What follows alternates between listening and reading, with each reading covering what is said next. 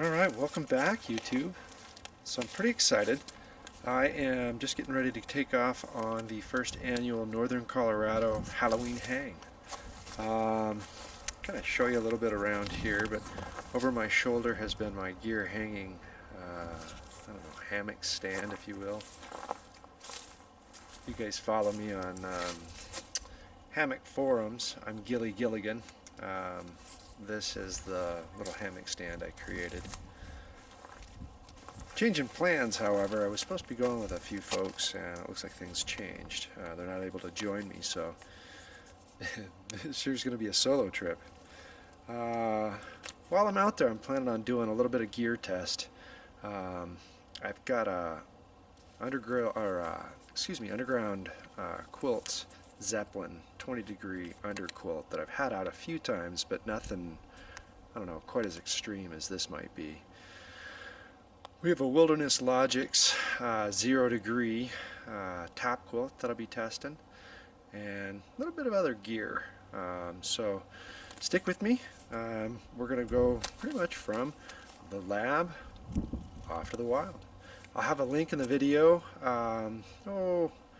maybe in the description, I guess, to the videos that I have for the unboxing of the two pieces of insulation I'm going to be using. So shout out to Underground Quilts and Wilderness Logic, Marty, Paul, Missy.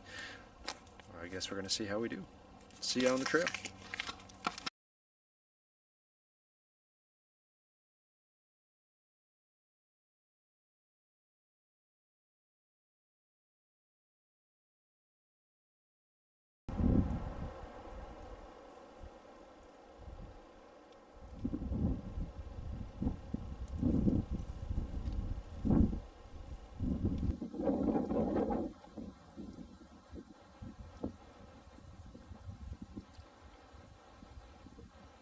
Welcome back, YouTube. As you can see, we're trying out some different stuff. I am actually in the wild with an Underground Quilts Zeppelin 20-degree and a Wilderness Logics the Zero, a 0-degree top quilt. I can show you more of that here in a bit, but I'd like to show you around camp. I don't know. I've got a couple of different camera setups set up. I'm hoping everybody can see me from where you're at. I'm going to go hop down and give you a tour of camp. So, without further ado.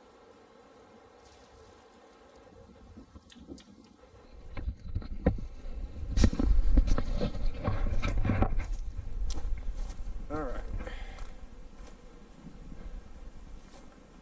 Assuming you can see me here, I'll try something. So this is back over my shoulder. This is kind of the whole hammock area. As you can see a little bit, I've got some boulders to my back. I'm going to show you some fire that I've got going on. That's the way that I came in. And without further ado, this is the way we're heading over to the fire. Show you the second camera that was set up right there. Again, the hammock.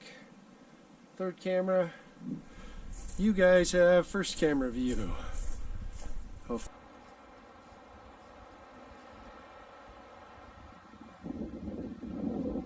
kind of a neat little area. I've got a stand of aspen, as you can see. Not exactly certain. I believe when you look up, I think that mountain right there is Mount Margaret, and I'm not sure what this one is, but tomorrow I'm going to see if we can get up on that one and see if that is Mount Margaret. Anyway, back to my fire.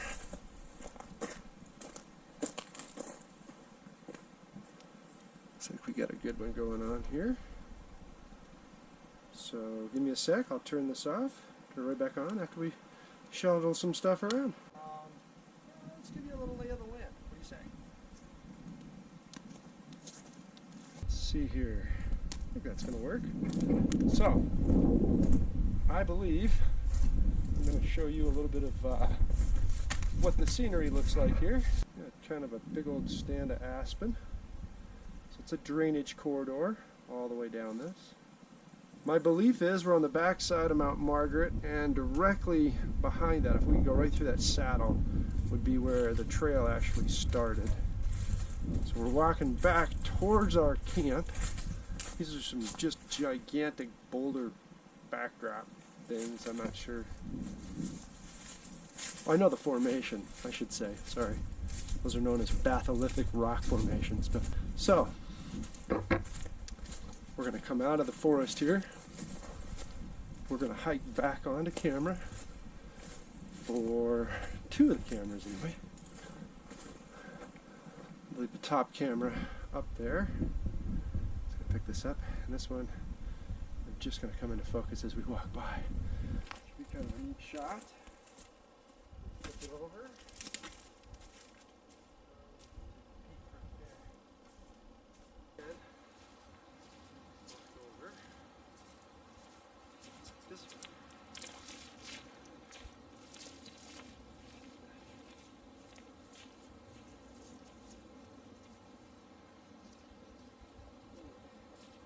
This is going to be a little trail guide how we came in here. So I told you this is the drainage, which is probably why this road is no moss, and it's probably also why all the downed aspen are stacked up in it, was so that the foresters could, I guess, get through the mud, I guess. So this is about where I picked up the main road that I should have come in on, but I'll tell you more about that when I get back. Neat little cave. I don't know. You get stuck and had to do something, I'd think about it. Alright, YouTube. This is going to be a cold night. Expected lows of around 28, possibly as low as 26. I don't know if you can tell, but I've got the internal hoops up. So the tent poles hopefully will give us a little bit of stability. And it looks like... Well, good morning, YouTube. It was a pretty nice night, a little windy. As you can see my little setup back here, I'm kind of sheltered off in a little area. I'm going to show you the backdrop right here as far as how this worked.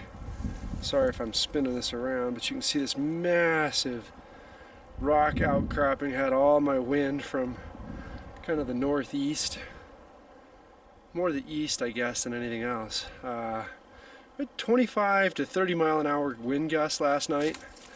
I don't know if you can tell right here. You can see kind of over my shoulder the ribbing. Let's see if I can make it right there. I put in the hoops last night. Might not have been the best idea. I don't know, it was pretty windy. I want to go take a trip though, if you guys want to come with me. I want to see what it's going to look like on the top of that sucker behind me here. So if you guys want to come with me for a little bit, I'm going to go take a trip. Alright, sorry, I don't mean to keep bugging you guys, but you got to check this out. So I'm just about ready to look over the side to where my camp was at. Look what's behind me. There's a whole nother little peak. I probably could have walked this shelf back over here. I'll bet you money there would have been some just sweet spots. So I'm seeing some other potential for later on down the road. Well, why don't you come with me? I'll show you what my campsite looked like from up on top of that rock.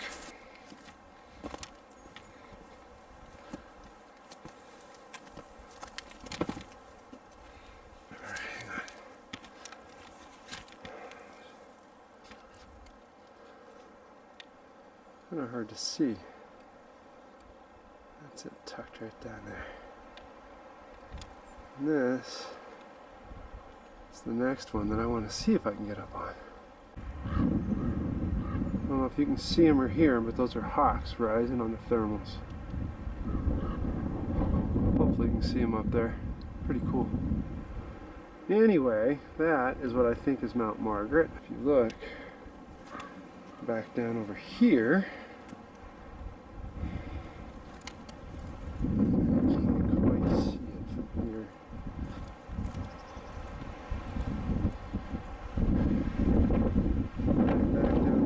fire.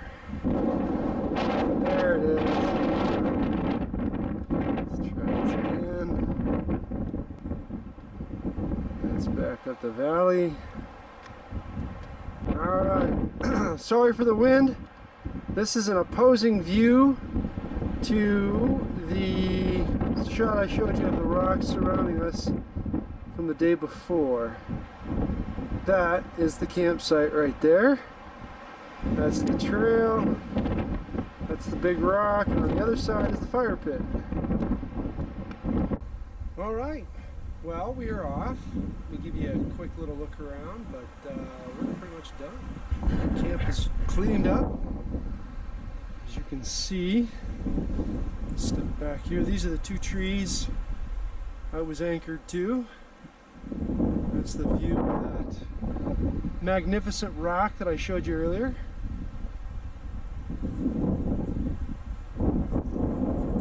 I'm a firm believer in leave no trace. This is, as much as I can tell from the pictures I took to start with, as clean of an environment as I can take. So, let's head out. Got a few thoughts from this trip. First of all, I want to pay a lot of tribute to Marty from Wilderness Logics. I'm very sorry that you've passed, Marty, but I am sure that you are in the great beyond, hammock from the stars. So, temperatures got down to around, I don't know, it was forecast to be around 28. I don't think it ever got quite that cold. I did have a little bit of snow last night, but nothing major. Also, big shout out to Underground Quilts. Paul and Missy, thank you.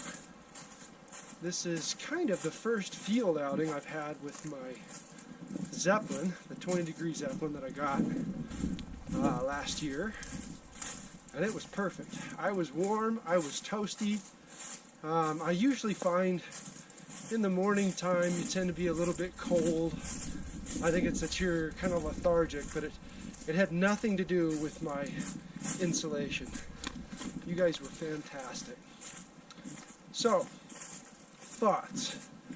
I packed in way too much gear. It was rather nice, both top quilt and under quilt. Fit very easily into a 30-liter Sea to Summit compression bag. I know there's folks that use trash compactor bags so that they don't have to take stuff in and out. I like having a stuff sack, if you will, and a waterproof one. So that worked for me. The stick stove firebox. Again, it's an awesome stove. Neat idea. The practicality of it, I don't know, man. In a windy situation, it wasn't all that great. Although it did do as advertised. I don't know, I'm sorry. It's too much weight for me to pack in. I have a little solo stick stove I wasn't a big fan of. It's even less usable, if you will, than the firebox. But, you know, I don't know. The one great upswing to things, I had a little pop can stove that I'd made that actually isn't functioning perfect, but is a cool little stove that I was able to utilize this morning for cooking my stuff. I should have a design called Nomadic from Mini Bull Designs coming, and I think that's going to be the ticket.